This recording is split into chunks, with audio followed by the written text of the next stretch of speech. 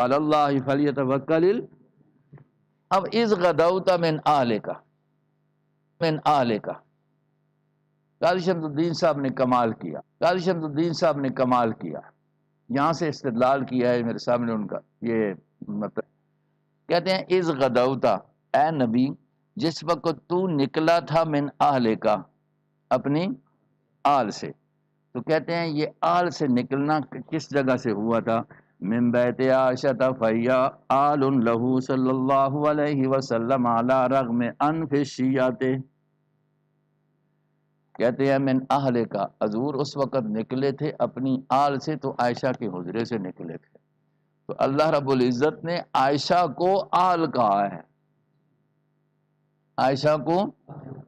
چاہے اس میں کہتے ہیں کہ شیعہ اپنا ناک رگڑ دینا تو پھر بھی آل ہیں، کیسا استدلال کیا ہے؟